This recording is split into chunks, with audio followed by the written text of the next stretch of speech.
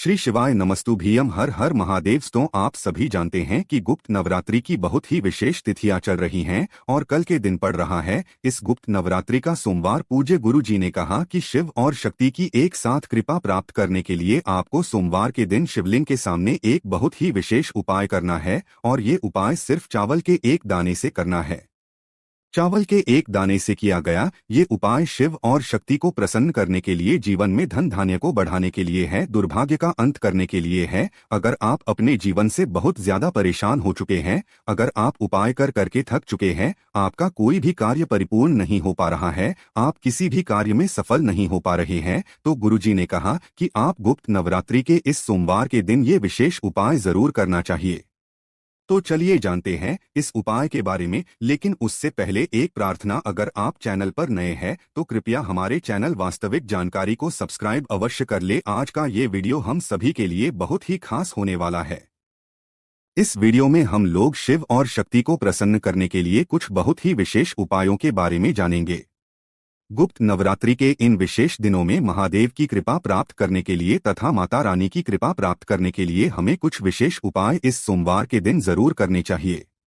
ये उपाय आपके घर की सारी निर्धनता को, सारे दरिद्रता को, सारे विघ्नों को, कष्टों को समाप्त करके आपके में धन, समृद्धि, वैभव की प्राप्ति करवाते हैं। तो चलिए जानते हैं पूज्य गुरुजी द्वारा बताए गए सबसे पहले उपाय के बारे में। इस उपाय के लिए आपको एक लोटा जल ले लेना है। तांबे के पात्र में आपको जल ले लेना है, लेकिन ये जल आपको अपने किचन से ही लेना है। फिर इसी के साथ आपको सिर्फ एक चावल का दाना ले लेना है। चावल का दाना कहीं से भी टूटा हुआ नहीं होना चाहिए, खंडित नहीं होना चाहिए, क्योंकि कोई भी खंडित सामग्री हम लोग शिवलिंग के ऊपर समर्पित नहीं करते हैं। फिर इसी के साथ आपको लेना है एक बेलपत्र। बेलपत्र आपको ध्यान रखना है, कहीं से भी कटिफ्टी नहीं होनी चाहिए। बेलपत्र अगर आपके पास नहीं है तो शिवलिंग के ऊपर चढ़ी हुई बेलपत्र को उठाकर जल से शुद्ध करके फिर आप उसका भी इस्तेमाल कर सकते हैं। गुप्त नवरात्रि के इन दिनों में अगर आप बेलपत्र वाला उपाय शिवलिंग के सम्मुख करते हैं तो महादेव की आपके ऊपर अनन्य कृपा होगी, क्योंकि बेलपत्र का जो वृक्ष है वो माता पार्वती के आंसुओं से उत्पन्न हुआ है। और सोमवार के दिन में, खास गुप्त नवरात्रि के इस सोमवार के दिन अगर हम लोग बेलपत्र वाला उपाय शिवलिंग के ऊपर कर लेते हैं तो हमें महादेव की कृपा निश्चित प्राप्त होती है। ऐसा गुरु जी अपनी कथा के माध्यम से कई बार बता चुके हैं। अब ये सारी सामग्री लेकर आपको शिवालय पहुंच जाना है। इस उपाय को आप सुबह करना चाहें तो सुबह कर लें और शाम को करना चाहें तो शाम को कर लें। पूरे दिन में किसी भी समय आप इस उपाय को कर सकते हैं। शिवालय पहुंचने के बाद आप जो ये एक बेलपत्र और एक चावल का दाना लेकर गए हैं, इसको आप इस लोटे जल में डाल लीजिए। सबसे पहले आप एक बेलपत्र से एक लोटे जल में डालिए, श्री मंत्र का स्मरण करिए। फिर इसके बाद आप एक चावल का दाना इस एक लोटे जल में डालिए और श्री मंत्र का स्मरण करिए। फिर इस लोटे को आप अपने दोनों हाथों में पकड़े पकड़े महादेव से प्रार्थना कर लीजिए। महादेव से प्रार्थना कर लीजिए कि आपकी ऐसी ऐसी मनोकामना है। आपके जीवन में धन की प्राप्ति नहीं हो पा रही है, लगातार जीवन में कष्ट आ रहे हैं, समस्याएं आ रही हैं, ना ही चल रहा है, ना ही नौकरी में तरक्की मिल पा रही है, घर में लगातार तनाव की स्थिति बनी रहती है, आपस में लड़ाई झगड़ा होता है, धन की प्राप्ति नहीं हो पा रही है। किसी भी प्रकार की आपकी मनोकामना है तो उस मनोकामना को पूर्ण करने की आपको महादेव से प्रार्थना कर लेनी है और फिर ये एक लोटा जल आपको धीरे धीरे शिवलिंग के ऊपर समर्पित करते जाना है। गुरु जी कहते हैं कि जल आपको इतनी धीरे समर्पित करना है कि जल समर्पित करते करते आप कम से कम 11 बार श्री मंत्र का जरूर कर लें। अब ये आधा उपाय हुआ, यानी महादेव को प्रसन्न करने वाला ये उपाय हुआ। अब आपको माता रानी के लिए कार्य करना है और वो भी इसी सोमवार के दिन। ये एक लोटा जल समर्पित करने के बाद आपको शाम के समय यानी सूर्यास्त के बाद एक दीपक तैयार करना है। दीपक आप मिट्टी का भी ले सकते हैं या फिर आप अपने घर पर शुद्ध आटा मारकर उसका दीपक बनाना चाहते हैं तो वो भी दीपक आप तैयार कर सकते हैं। इस दीपक में आपको शुद्ध देसी घी का इस्तेमाल करना है और साथ ही लंबी रुई की बत्ती का प्रयोग करना है। आप सभी जानते हैं कि लंबी रुई की बत्ती का प्रयोग हम लोग अपने जीवन में धन धान्य की वृद्धि के लिए करते हैं। अब ये दीपक लेकर आपको बेलपत्र के वृक्ष के नीचे पहुंच जाना है और सबसे पहले बेलपत्र के वृक्ष के नीचे पहुंचकर बेलपत्र की जड़ के आसपास आपको थोड़े से चावल के दाने डाल देने हैं। यानी आपको ये दीपक ऐसे ही जमीन पर नहीं रख देना है। थोड़े से चावल के दाने डालने हैं और फिर उसके ऊपर इस दीपक को रखना है। दीपक की जो बत्ती होगी उसका आप उत्तर दिशा की तरफ करेंगे।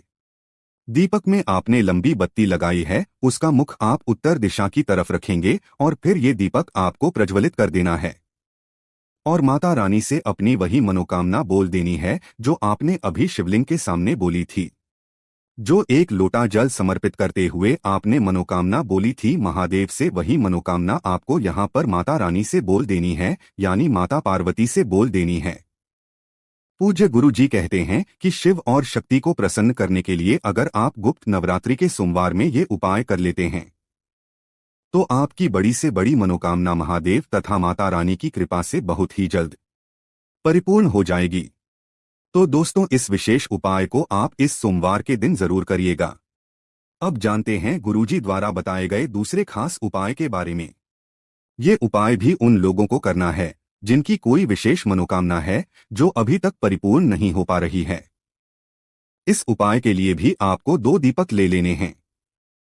दीपक आप चाहें तो मिट्टी के ले लें या फिर आप चाहें तो अपने घर पर उसका भी दीपक तैयार कर सकते हैं। दोनों ही दीपक में आपको शुद्ध देसी घी का प्रयोग करना है और एक दीपक में आपको लंबी रुई की बत्ती का प्रयोग करना है तथा दूसरे दीपक में आपको गोल रुई की बत्ती का प्रयोग करना है। आप इन दीपक में से एक दीपक आपको अपने घर के मंदिर में प्रज्वलित करना है। आप अपने घर के मंदिर में सुबह चाहे तो सुबह इस दीपक को प्रज्वलित कर सकते हैं या फिर शाम को चाहे तो शाम को दीपक प्रज्वलित कर सकते हैं। जो लंबी रुई की बत्ती वाला दीपक है उस दीपक को अपने घर के मंदिर में प्रज्वलित करेंगे। घर के मंदिर में आपको कुछ चावल के दाने रख देने हैं या फिर कोई प्लेट रख देनी है, फिर उसके ऊपर आपको ये दीपक रख देना है और इस दीपक को प्रज्वलित कर लेना है। इस दीपक को प्रज्वलित करने के बाद आपको दूसरा दीपक लेना है, यानी गोलबत्ती वाला दीपक लेना है और वो दीपक लेने के साथ साथ आपको लेना है 11 काले तिल के दाने। ये दूसरा दीपक लेकर आप शिवालय पहुंच गए। शिवालय पहुंचने के बाद इस गोलबत्ती वाले दीपक को शिवलिंग के आसपास कहीं पर भी प्रज्वलित कर सकते हैं। पूज्य गुरु जी अपने शिव महापुराण की कथा में कई बार बता चुके हैं कि आप शिवलिंग के सामने लंबी रुई की बत्ती का भी दीपक प्रज्वलित कर सकते हैं और गोल रुई की बत्ती का भी दीपक प्रज्वलित कर सकते हैं। आपको ये गोल रुई की बत्ती का दीपक प्रज्वलित कर लेना है और 11 बार श्री शिवाय नमस्तु ब्रह्मा मंत्र का स्मरण करते हुए फिर उसके बाद ये 11 काले तिल के दाने आपको इसी दीपक में डाल देने हैं।